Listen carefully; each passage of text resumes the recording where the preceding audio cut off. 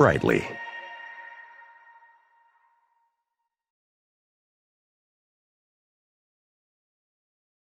We'll give it a minute. My name's Luke Anderson. I'm definitely excited to walk you guys through and talk about strategic asset management this afternoon. So just a few more seconds here until we get past 1 o'clock. Can't hear you or see you, so I'm hoping there's people out there. Otherwise, I'm just talking into nothing. That's okay. See how it goes. All right, so we are past 1. So hopefully everybody that is going to come is here. Got Lindsay here moderating with us. She'll be taking questions you have or thoughts you have, answers to any questions I ask you guys. She'll be sending them over to me. There's a delay. So there's a little bit of back and forth, a little bit of reading. I think she's telling me to hang tight so we get everybody in.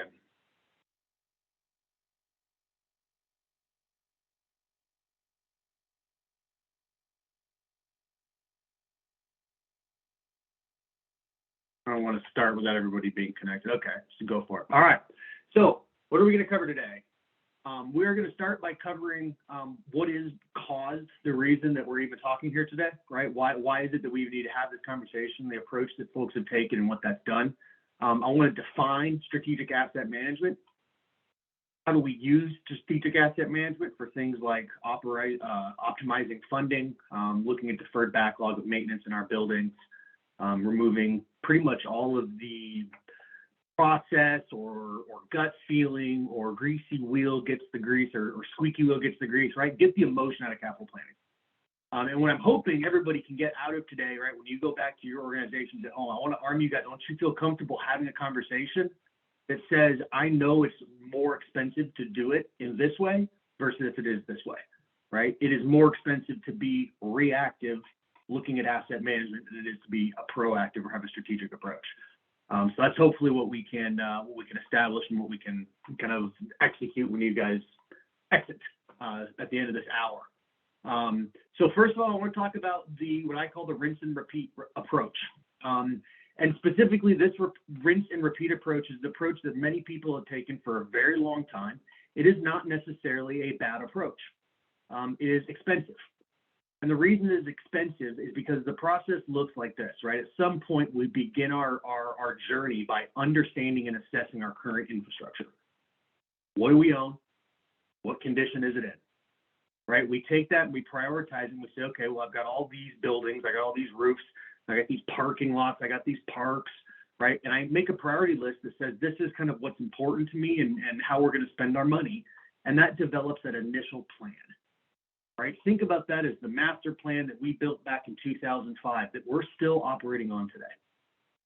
And what a lot of people have done, a lot of communities, a lot of schools, a lot of hospitals, they've said, hey, we've got this plan that we built a decade ago, and we're churning through it, right? It's not really up to date, but at some point that plan and the building or the asset is going to fail. Right? And so what do? Is we rinse and repeat. We say, okay, well, something's happened, right? Our plan is no longer relevant. Our building is reaching end of life. We've built a new building. Something has occurred to make me reset this process, and we do it again. All right, let's go out. What do we got? What's important to us? Right? Let's create a priority list. Let's create a plan. Now, again, like I said, it's not a bad approach. The problem is it's expensive. Right? Because in this type of approach, what we're focused on is saying when an asset reaches the end of its life cycle, we're going to hopefully have enough money to replace it. So year one, $1.8 million worth of stuff I need to do right now. Next year, I got another 1.5, 2 million. But then the year after that, not much at all. And then you guys can read, right? 3 million, 4 million. So nobody takes this spreadsheet. Nobody looks at this and goes, "Oh, well, I'm going to take this to my school board. I'm going to take this to my council, and this is my forecast." Right? They're going to laugh at you. You can't go to the boss and ask for $1 million, and then the year after that ask for $100,000, and then the year after ask for $3 million. Right? You'll get fired. So what do we have to do? Is we have to smooth this thing out. Right? We have to look at all these peaks and valleys and start to say, okay, well, I'm going to take this, I'm going to drag it over here, and take that, I'm going to push it over here. But what we're doing is we're literally trying to keep up with the dollars because we don't have $2 million, right? I might have a budget of $800K this year. Well, if my budget is $800K and I've got $1.8 million worth of need, what am I doing? I'm taking something in 2022 and I'm pushing it out to 2023. Well, now 2023 was 1.5, but I had to push $1 million. So now it's 2.5. Well, what happens next year? Are you going to get $2.5 million to take care of everything? No, probably going to get 900K. So now I got 2.5, 900K. So now I'm pushing out again. And eventually we're just reaching this never-ending snowball of deferred maintenance because we never have enough money to replace the assets faster than the rest of the infrastructure can degrade. And that's, you know, I thought a long time about how do I portray this in an image? And it just, I'm sitting there eating dinner, it just dawned on me, right? It's like a guy sitting in a boat and there's water coming in the boat, but he has a really small bucket, right? That really small bucket is your capital fund. That water coming in are assets failing, right? It's assets that were 5 years old that are now 9 years old. And in a couple of years, they'll be 12 years old and we can expect them to fail. So if we think about it, we have to replace assets faster than the degradation of the next asset. We have to shovel water out of the boat. We got to bucket it out of the boat faster than the water is coming into the boat, or else we sink, right? So how do we replace assets faster? That's what strategic asset management is, right? Strategic asset management is saying, how do we look at the long term? It doesn't have to be 100 years, right? But it's up to 100 years. And how do we plan for the replacement and all the factors that go involved with owning a building, with owning a road or a parking lot or a jungle gym or a light pole, right? Whatever it is that you own, how do we look at not just when it fails, how much is it going to cost, right? That's one factor, cost. But there are other factors that are relevant to it, and that's what we got to focus on. So the bulk of our talk today, the bulk of what we'll do is actually focused around this graphic right here. This is something I put together with the help of other folks in the company, help of other resources, other articles, other people. It's always evolving. I'd love feedback if anybody has any thoughts. But the idea here is everybody's journey through asset management is going to be different.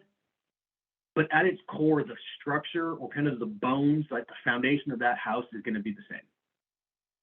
And it all starts right here in preventative work order maintenance, day-to-day operations, right? That work order portion is tied to data. That data is our building. It's our road, it's our parking lot, it's our chiller, it's our boiler, it's our roof, it's our VFD, right? It's all the stuff that we own. When we tie and we have those two things together, we move to this middle phase, which is called failure monitoring, right? Asset monitoring.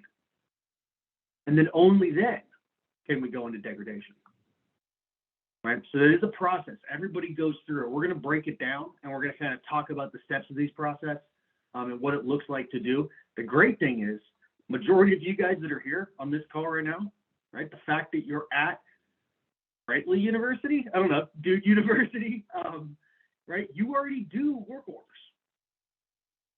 Right? If you don't do work orders, right, I'd love to talk to you because I think there's some easy things to get some wins at. But I'm not going to spend a whole lot of time talking about the maintenance management system. The maintenance management system is very fundamental. Most people here already know that, right? But it does consist, step one, of just saying something broke or we need to go do something, so we track it. Was the broken problem fixed, yes or no?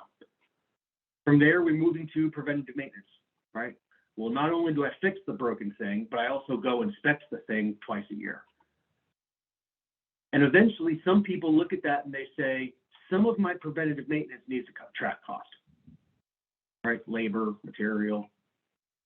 And then eventually other people also say, you know what? I want to keep track of that material. I want to control that inventory. There is no right or wrong answer on what you personally do for work order tracking, right? The key is that whatever you are tracking, when relevant, ties to the asset. It ties to what you are working on.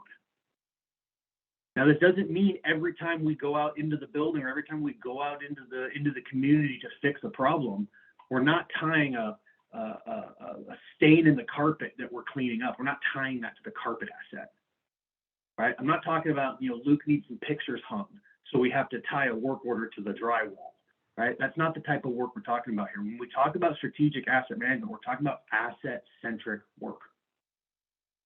So a great way to think about data, or the process and the idea of data collection, is to separate your buildings into what you would consider an asset versus system. Now, the industry will gladly tell you how to separate these, right? RS Means has their definition, Builders has their definition, the pre-core construction management estimating has their definition. Everybody has a definition. You need to come up with your own, right? What is important enough to be an asset, right? An asset is a single item, right? It costs enough to matter. How much does that cost? It's up to you. But I think one of the great things about the idea of an asset is it has the ability to potentially be rebuilt, right? It has the ability to have intrusive maintenance, where I can come into that motor or component or roof and I can say, you know what, it's not dead yet, let me rebuild it. Let me do a rip out, replace on these motor components. Let me put in some new impellers on this and not have to replace the entire pump. Whereas a system asset, it's not like that, right? Carpet's my favorite example, right? Does carpet exist? Absolutely. Is it expensive? Oh yeah, right? Does it cost a lot? Heck yeah, right? But are you going to do anything to carpet? Are you going to go in and say, hey, this carpet's got a curtain, it's got all this information? Not really. You're not going to go to the carpet in the foyer and then look at that and compare it. That's carpet square 11, right? We're going to track carpet square 11 versus carpet square 12. We still track carpet. We still track drywall. We still track windows. We still track doors. We still track those types of assets, but we don't worry about associating work orders to them. If the window breaks, do I need to know that it was window 9 or window 10? I mean, it might be helpful to know if, the kids are breaking windows, but it doesn't change anything from an asset life cycle standpoint. And that's what's really kind of important about this, is that you really want to understand, what do I own, in order to understand what it is that we can do and organize for the asset, right? If I own nothing but small ductless split systems or radiator heating inside of a school building, each radiator is an asset. Yeah, it's an individual asset, but does it pass the I call it the lemon test, right? Is the juice worth the squeeze? Is it worth tracking every single radiator in my building? Maybe, maybe not, right? We have to think about that. I just got notified my audio has stopped. I'm pausing the presentation. Hold tight.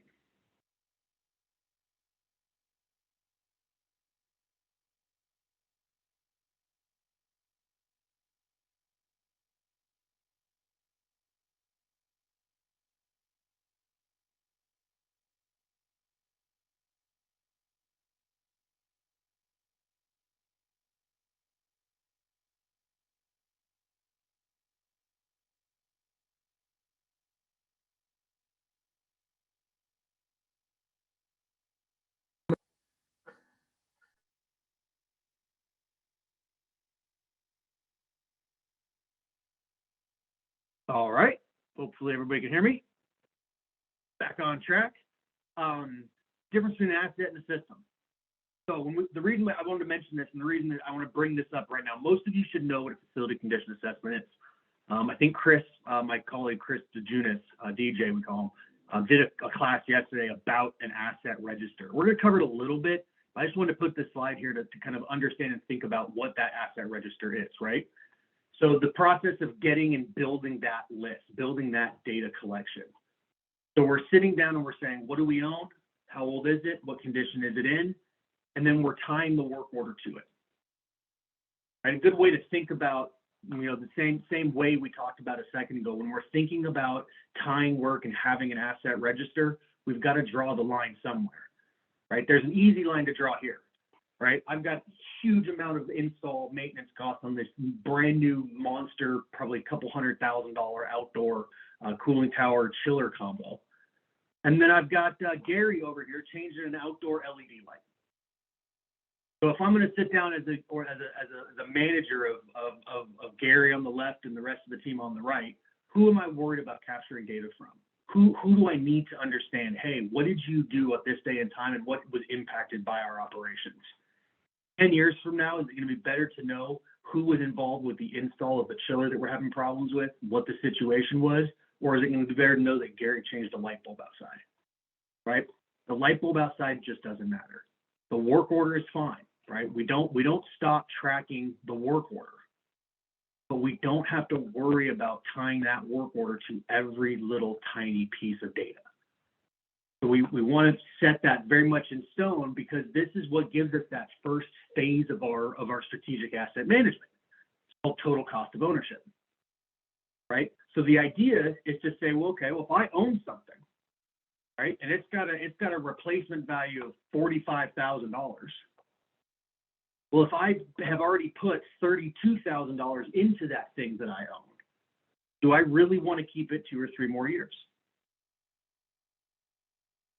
At the same time, I've got another piece of equipment that was supposed to fail a few years ago, right? It was end of life 3 or 4 years ago. It's a 20-year asset that was 20 years old. Well, now we're not going to put any money into it. I'm not going to invest in this aged piece of equipment, but I'm definitely not going to replace it until it breaks, because it's not breaking very much. And why would I? I'd rather spend my $40,000 replacing the unit that is constantly causing me problems. So now what we've done is we go back to our sheet. Now we're not just arbitrarily pushing and pulling, right? We're not just reacting to the backlog and saying, I have 800K, therefore $1 million has to come out. What's $1 million? Move it. Now what we're saying is hey, that electrical system that we're looking at, that HVAC, those package units, that $2 million 6 years from now, that's not one check for $2 million. That's 20 different checks for 100K each. And of those 20 different checks, I don't have to write 8 of them, because I just went and those 8 air handlers are in great condition. They are perfect. So I'm going to take 800K of that 1.9 and push it out 5 more years. But then, right, of the other 12, that are left, the other 12 aren't doing so good. So that 1.2 million, instead of waiting another 4 years, I have to pull those forward. And I might pull them forward at different rates. I might look at the final ones and say, well, instead of looking at it as one check of $2 million, right, I've got 10 units that all have different reactions. So what we're doing, though, is we're getting a more accurate prediction into this life cycle and the failure of our asset. And it helps a lot. It helps us a lot be able to organize that data, right? So instead of having this push repeat, right, where we're making a plan and then waiting for everything to fail, all we've done is made it a circle, right? If you've ever been to a Dude U before, you've seen this chart. But essentially what this is saying is we go through the same process. And we still assess and identify what we own. We still come up with that priority list. We still create a plan of time and money. We still go out and work on that plan. But instead of waiting, right? Instead of waiting, we're tying the maintenance back to the asset. Good way to think about this is sort of like two sides of a coin, right? The side on the right here, the assessing, prioritizing, and planning. That's if you wear a suit and tie to work, that's what you do. You wear Carhartt and jeans to work, you're on the left side. You're on the execution side, right? You're the one out there turning the wrench, solving the problem, fixing the issue. You're executing the projects and maintaining the building. So what we're aiming for is that your operation on the left, right? Your mechanics, your custodians, your facility managers, the data they capture impacts the decisions, leadership, management, finance, leadership that you guys make. Right? Because ultimately, it's not up to Boiler Bob whether you replace air handler 2 or 3. Boiler Bob's going to say to you, I think we should do blank. But leadership is ultimately the one that says we are funding this or not funding it. So if we can give Boiler Bob an easy way to convey information, right? That's this whole idea of total cost of ownership. It's that first initial step. But the downside, right? It's not over. because we still have more to do. So now we've got this great process where we can push and pull all these numbers. Well, guess what now? Still doesn't help me, because I still have millions of dollars one year and then millions of less or millions different the next. I still don't have a consistent approach, and I am still 100% looking at end of life. And this is where the strategy part of strategic asset management comes in, right? Is we don't necessarily need to think of everything as once it explodes and catches on fire, that's when we replace it, right? That's the reactive versus the proactive approach or mentality that I've been kind of referring to or talking about. So that first whole phase, these first three boxes, is simply what we've been doing with Dude Solutions for a very long time, right? The process of creating work orders, tying work orders to assets, understanding the life cycle of that asset. This next phase of that approach, that's essentially what's going to be taking us into the 50, 100 years and beyond. So there's a couple terminology things I think are important real quick. First and foremost, term service criteria. The term service criteria, in most cases, you can just think about that as the word condition. What is the condition of my asset? But it's very important to remember that it does not just stop at condition.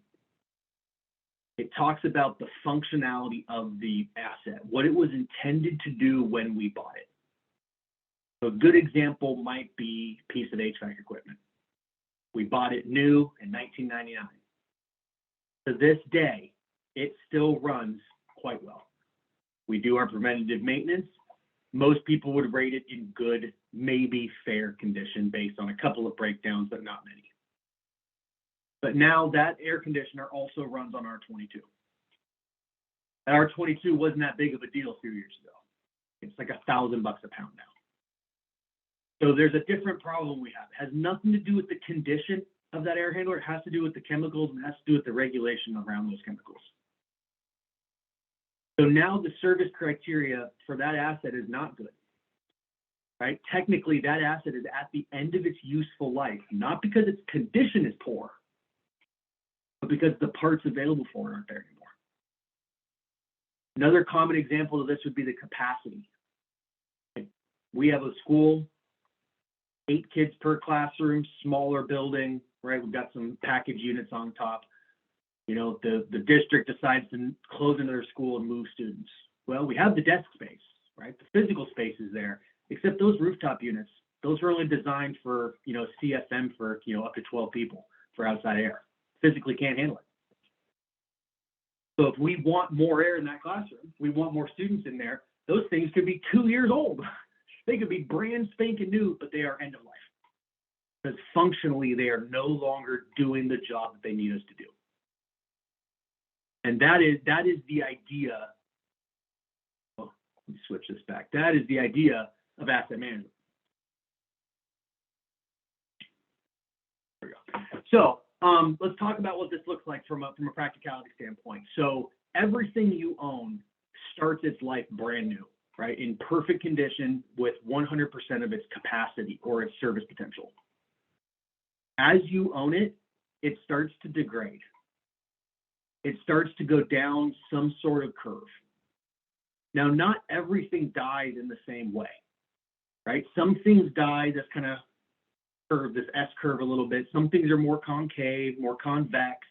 Some things are more linear, right? Some things are all over the place, right? It depends on the type of asset. It depends on where you're located, right? I could talk to client A who has a asphalt shingle roof, and I could talk to client B who has an asphalt shingle roof, and you guys could both make a very good justification as to why your degradation curve is different than the other person's, because person A is in Denver, Colorado, and person B is on the water in Gulf of Mississippi, right? The salt air versus the snow completely changes the life cycle of a shingle roof.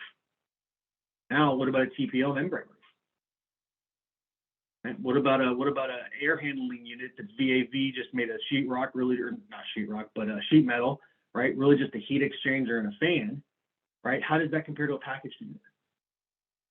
right? What is the methodology of how things fail? The curve itself is really the goal behind your strategic asset management, right?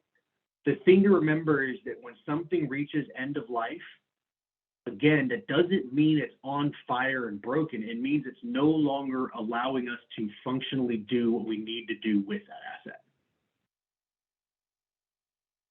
So, in this idea of service criteria, these are all things that people think about and they talk about, right? What is the criticality of an asset, right? What is the environmental impact of owning this asset? And what is the energy efficiency of this asset? Do we have a greenhouse gas goal that we're trying to reach, right? Maybe it's a material, right? Asbestos. We have to do asbestos mitigation. Nothing to do with the condition, right? It's the material that's driving it. ADA compliance, right? Another big driver for capital degradation. How do we manage our ADA transition plan along with all the other capital upgrades we have? The big one, though, very first one on the list, criticality. And this is a concept I think that a lot of schools, a lot of governments, a lot of hospitals, everybody knows, everybody thinks about, right? But but most people haven't sat down and formalized it. And I think that's what's important to do. So you're going to come up with your own scale. I stole this scale from the Environmental Protection Agency, the EPA. It is a public record, so you are welcome to steal it yourself. This is just a small segment of all of the risk scaling of 1 to 10, specifically for stormwater infrastructure, believe it or not. And with the stormwater infrastructure, right, when you look at this, you start to think about what this means. To have a stormwater asset that has substantial death and widespread injury and sickness means something major, something catastrophic has to occur. That's why it's a 10. But it doesn't just mean somebody dies. I could have a 10 because we had the CNN come to our school and film it because of the roof collapse. No kids got hurt, right? But we were on the news, the national news, right? Maybe it's so expensive, right? It's going to cripple us financially. So a 10 in your criticality is one of those things that if it happens, it could be game over. And at the same time, a 1 is one of those things that says if it happens, okay, let's order a new one. And when it gets here, I'll help you put it in, right? That's like a little heater out in the garage, right? Yeah, okay, it's cold, wear a jacket, it'll be here from Granger in a couple of weeks. We're going to treat those assets differently when we think about their life cycle. When we get back to this degradation concept, when we get back to this idea, right, we still apply this degradation curve, but now what we can do is say, well, there are assets that when they reach their end of life, they're going to cost a certain amount of money. They're going to cost $1,000. But I don't have to wait for it to die, especially if it's important. So that could mean just buying a new one early, right? That could be, my car is almost at 100,000 miles. I'm going to trade it in and get a new car. Or it could be my car's at 100,000 miles and I'm going to go in and I'm going to do a whole bunch of work and I'm going to get that car to be like new again. I'm going to go to that TPO roof, that flat roof that I have, and instead of waiting for that roof to degrade until it's all waterlogged up, I'm going to spend a couple $100,000 today and put a new membrane on it, as opposed to spending $2 million 10 years from now for a new roof. Okay, I'm going to take my parking lot and I'm going to do a crack seal treatment on it every 3 years, right? And if I do that, my parking lot's going to be perfect forever. But if I don't touch that parking lot, in about 10 to 12 years, I'm going to have to pay about 5x the cost to replace the entire thing. So now the question becomes, well, what's the best approach? I know I can't let everything die, especially the risky stuff. I don't have enough money to do what's right by everything. So I've got to find a strategy. I've got to find an approach. And that's what strategic asset management does, right?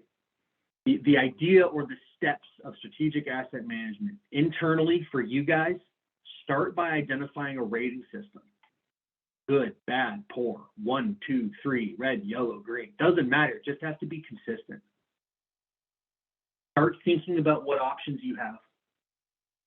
Right? We don't just wait for an asset. Everybody replaces assets. What else do you do? Do you do preventative maintenance? Do you have a motor rebuild program? Do you overlay your parking lots? And if the answer is no to all of that, why not? Why don't you look at doing that? Well, it costs money. Yeah, it costs a whole lot more money to replace it once it fails. So we need to target and start thinking about what are the treatments. Then what are your trigger points? What triggers you to do a capital project? Again, it's not always condition, right? Maybe it's a change in political force. Maybe it's a change in risk. Maybe it's an insurance demand. Maybe it's regulatory or compliance-based. So those trigger points, that's what you guys, those are the three things you're thinking about. Then you go get data, right? You're going to have to buy software at some point, whether it's software to capture data or whether it's software to run the analytics. The challenge is that when you guys come in to run this model, right, you'll never stop iterating your approach. You're always going to be thinking and always going to be getting better at degradation and better at how we're approaching strategic asset management, right? Now, the challenge is again, doing this, right, getting the information, and then being able to convey it, right? Being able to convey why this is such a problem. So I've always debated, I want to play a game with you guys. I've always debated playing the game at the beginning of the presentation versus playing it right now, halfway through. So we're going to play it right now, halfway through. I would love your guys' feedback at the end. If you like the game and you think it served you better at the beginning, let me know. If you think it was good where it is, let me know. I have to give this presentation a few more times, and I'd love your feedback. So this is the game.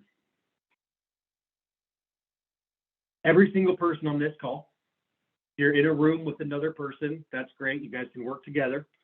But you two own, essentially, you own a little city, right? The city of whatever your name is, Lukeville, right? And in this city, everything that you're seeing, right, from parking lots to walkways to sidewalks to HVAC to the bathrooms to the pipes under the road to the rotting walls in the basement to the burnt out electrical panel and the cracked foundations and the backed up sewer pipe connecting to the main, you own all of it, right? You own all of this stuff. Now, this isn't everything you own, right? These 25 pictures on the screen are just the assets that you own that are at end of life. Things you know you need to replace. So, your job as the sole employee of your town is to choose which ones to replace. You have a budget of $5,000. Each picture you see will cost you $1,000. So what I want you guys to think about, and if you're with somebody to discuss real quickly, I don't want you to come up with an answer, right? You can't. You can't physically tell me, oh, we're going to do the sinks, then the roof, then the pipes, then the basement, right? You don't have enough information. So I want you to think about what information you want. What information do you think would help you figure out, okay, I can replace 5 projects? Because remember, if you choose projects 1, 2, 3, 4, 5, right? And this chiller down here in the basement of the high school fails next year, that's your job on the line because that chiller is critical. That's a great piece of information to know. So now I'm going to choose 1, 2, 3, 4, and 13. So now if I do that, keep in mind that pipe, whoa, that pipe is right under a road that has a parking lot on it. We don't think that pipe is going to fail, right? It's in pretty bad shape, but we don't think it's going to fail. But if it does, we're going to have a sinkhole in the parking lot. Okay, well, now we choose projects 1, 2, 3, 25, 14, 19. And what happens is there's information you guys as a group want to know. And you're going to gather as much of that information as you can, which is what you do right now. What does each department need? What does each group want? How important is it? How much money do we have? You can grab all this information. So there is, and if you would like, please shoot message over to the moderator, to Lindsay. If you have an approach or if you have thoughts about how you would approach these projects. What I want to show you guys is the math behind this. Right? There's a physical math equation that represents your thought process in going through this, and it's called a permutation combination. Combination, permutation, it's one of the two. But essentially it says how many individual options you have, 25, permutated. So 25 times 24 times 23 times 22 times 21 times 20, right, all the way down. And then R, right down here at the bottom, is the number you get to choose. Right? So you get to choose 5, you've got 20, so you permutate to 5, and then 20 minus 5 is 15, permutated times those together, divided by the number on top. So what does that look like? Put it a different way, 25 assets is the same as 25 boxes.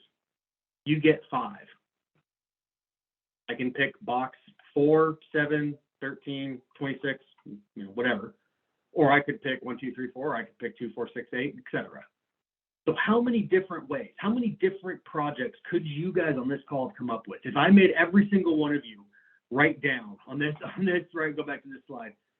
If I made single one of you write down a list, 1, 2, 3, 4, 5, 8, 11, 13, 19, 14, 22, 21, 18, 9, and 4. If I had you guys write down all of those, how many different answers could you come up with, do you think? Combination, permutation, that's what that math is for. 3.2 million combinations of projects. 3.2 million. I had a great example of a guy who I was talking to, gave this exact spiel to, right? Walked through the whole thing, and he goes, "Well, I can tell you right now that these 3, 4 things, 5 things, whatever, are more important than everything else, and this is why I know that." Right? And I said, "Great." That what you've done is you've identified one of 3.2 million variations of projects. Now there are 3,199,999 other approaches besides your one. I'm not saying you're wrong. He could have picked it up. He could have figured it out. He could have figured out the perfect first-year approach to replacing assets based on what he just said. These things are important because of this. But guess what? It's not just 1 year. You got to do this for 5 years. And by the time at the end of the 5th year, when you finally replace the 25th picture on this slide, there are 25 more assets that now look exactly like they do on this picture. Right? The air handler that's currently 13 years old is going to be 20 by the time you get out of the backlog you're in today. And that's the strategic asset management portion of this. How do we handle all of these things degrading? And the reason I think it's so important is I saw a documentary. This is actually, I was on, I watch a lot of PBS, but this guy's on PBS. This is Britain's first blind dart team. And I was like, oh my gosh, that is exactly what the asset managers have to do if they don't have any support from an asset management planning standpoint. Right? They're blind dart players, right? They got their dartboard, you got your string, so that way you know where the thing is. They line their hand up on the string, and then and it was hilarious. The show, you have to look it up. It was absolutely hilarious because the bar that they were at, the pub they were at, they destroyed the wall behind the thing, right behind the dartboard, until this guy, what's his name? Richard Pryor and the Optimist. Until Richard figured out, let's put a string at the bullseye, because they would go up and they would just miss the board. Right? Oh, it's over here, Jim. Oh, thank you. And he'd shoot again, right? So with the string, they would always be directly at the dartboard. And I just kind of thought, that's for a lot of people, I think that's how they feel, right? Which 5 projects are you going to pick? Well, let me grab my string. Let me grab my dart, right? First 5 that I hit, we'll get those. Because there's really no other good way of coming up with a list. Everything's important to somebody. Everything's critical to somebody. Everything's got the chance to fail. So how do we handle this mathematically, scientifically, right? And that's strategic asset management. So now that we've kind of gone through that, these are some of the questions. These are some of the things that we want to be thinking about. How good will my assets be if my budget goes to blank? My budget goes to $1 million. How much does that benefit me? Does that change anything in the long run?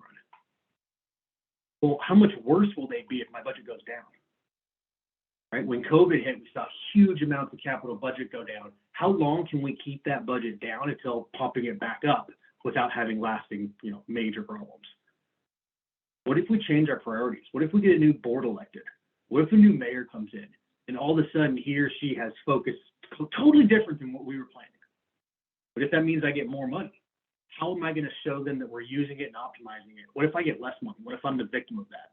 How do I still make sure my buildings, my assets aren't going to go to waste, right? Just because the politician, the flavor of the week has changed, right? So strategic asset management looks at the long-term impact of how we spend and use our money and tries to optimize the use of that funding. 5 minutes. Oh, no. Okay. All right, let's go. So I ran this model for a group up in that I was working with. That essentially their first thing they wanted me to run was run a model that said my stuff won't work. Essentially, wait till it dies and then give me the money. Just like we talked about at the beginning, rinse and repeat. $2 million, $3 million. Then my budget drops down to $700K. Look familiar? Right? It's the manifestation of this budget. 2 million, 1 million, 100K, 3 million, same idea. So now what's happening?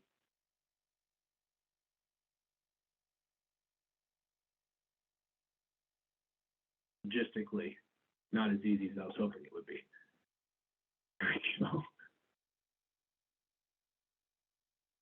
So this line represents the condition of my building. If somehow I magically get the $6 million I need over the next 2 years, my building will go from, in this case, what's called a 4.5, which is pretty bad, right? If 6 is end of life, right? 4.5 is pretty bad.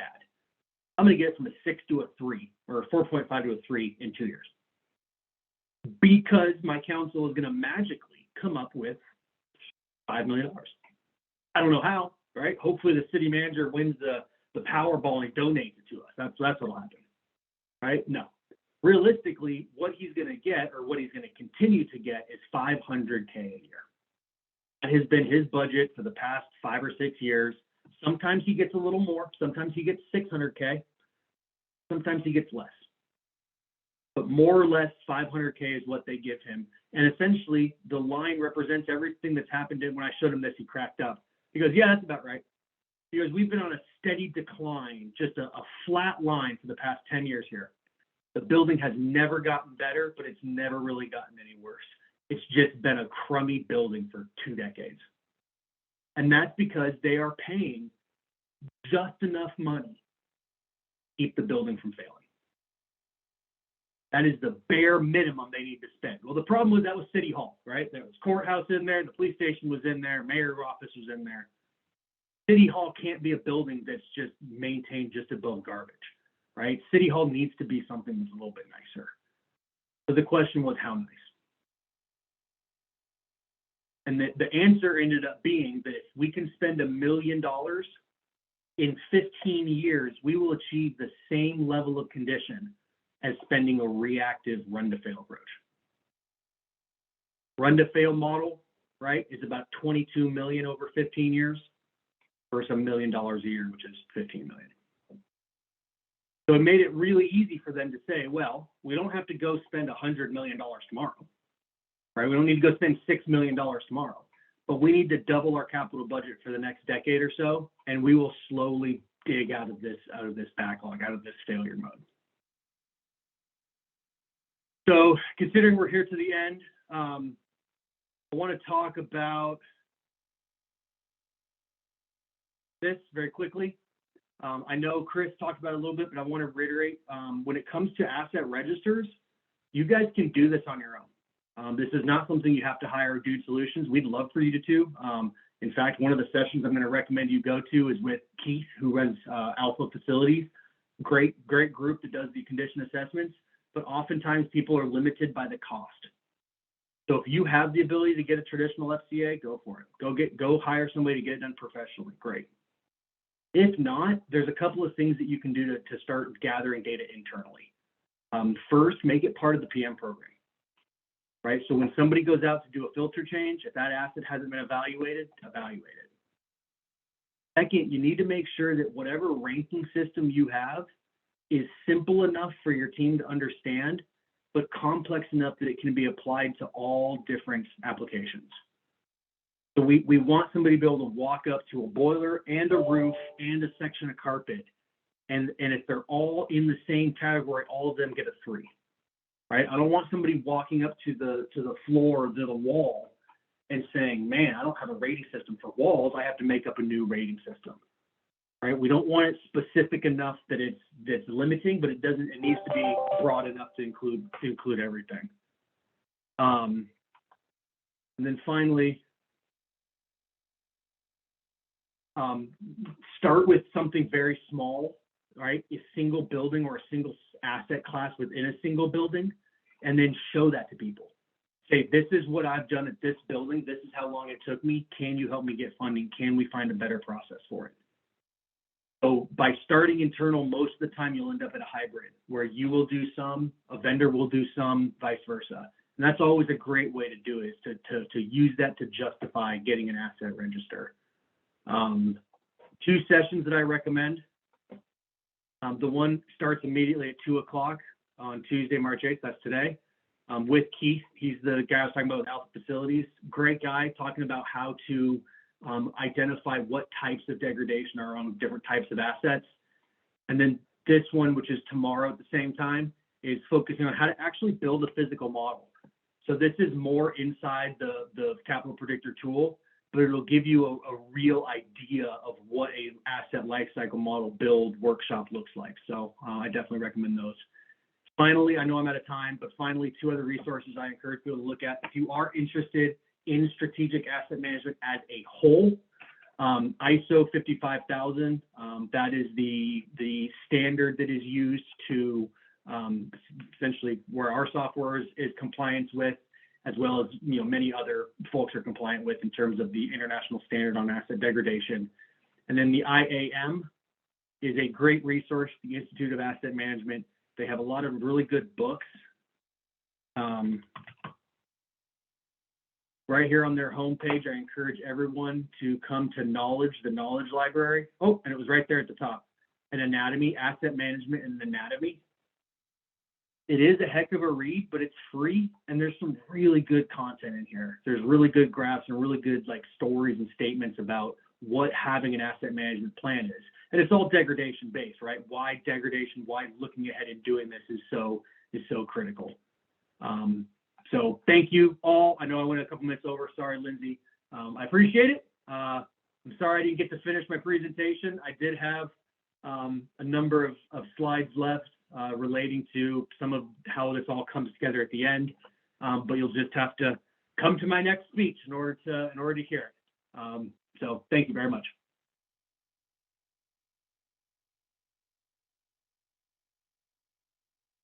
I know we're having audio issues, so I'm just going to hang tight on here for a few minutes, and I'll try to answer questions that are coming in.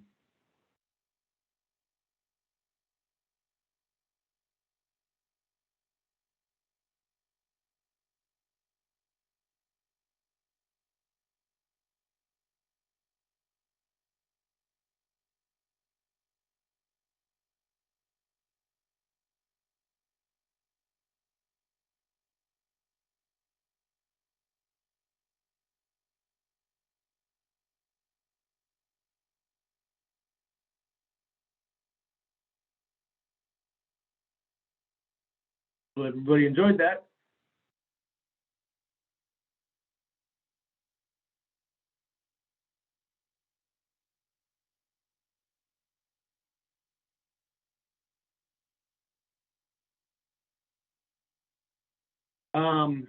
So the next session on this topic actually isn't that due to you. Let me pull it up here. My next speaking engagement on this specific topic is at the Facility Fusion in Austin, Texas. It is 8 a.m. on the very first day. But this presentation about the use of degradation modeling in facilities only. So that's the next time I'm speaking to it. I do have a couple of recorded presentations and things that if you do want, actually here, I don't know if I'm supposed to do this or not, but I'm totally fine with you guys reaching out to me. Anybody wants to email me, there's my email address. I think you can also do it Brightly. But just shoot me over and just say, hey, send me your recordings and I can shoot you over whatever asset class is relevant to you. I'm happy to share those with you. But my next actual speaking engagement is in Austin on April 6th.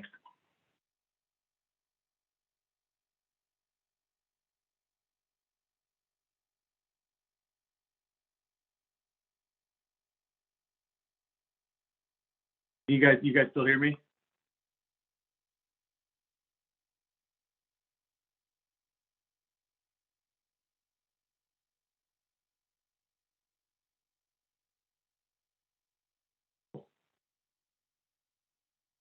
I have another call at 2 p.m. separate from Duke University, so I can stay on about another 8-9 minutes, but I'll have to hop right at the top of the hour.